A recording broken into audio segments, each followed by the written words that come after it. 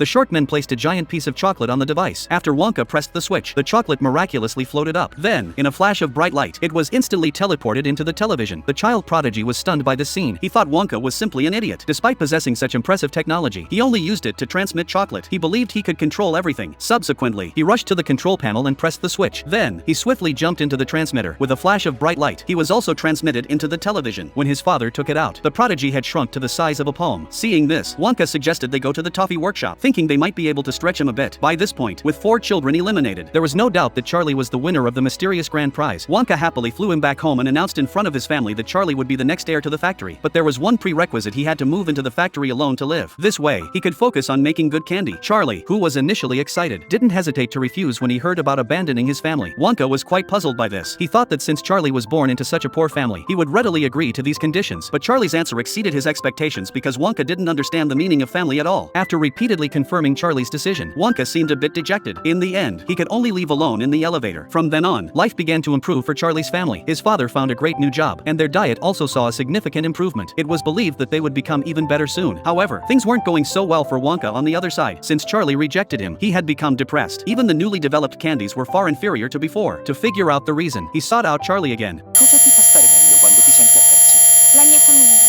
Charlie realized that Wonka must have had a falling out with his family, so he took the initiative to accompany him to see his parents. Wonka seemed to be waiting for this answer. He immediately took Charlie to the home in his memories. A lone house stood in the snowy field. Wonka approached the house with a hesitant heart. The one who opened the door was his father. Since they hadn't seen each other for many years, his father didn't recognize him at first. It was only after examining his teeth that he called out his name with a trembling voice.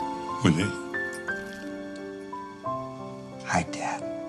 The room was filled with newspaper articles about Wonka. It turned out that the old father had been silently caring for him all these years. At this moment, the father and son finally reconciled. They hugged each other tightly. In the end, Charlie still moved into the chocolate factory, but together with his entire family. Wonka also obtained something more precious than the factory: a brand new and warm home. This world is full of many temptations, but only family affection should not be neglected. If you finished this story cloaked in a fairy tale, perhaps you've already grasped director Tim Burton's earnest intentions. Parents are the factories of children, and children are the chocolates made by their parents. Charlie and the Chocolate Factory is actually a story about children and their parents. Some children use their childhood to heal a lifetime, while others have to use a lifetime to heal their childhood. The starting point of all this depends on their parents.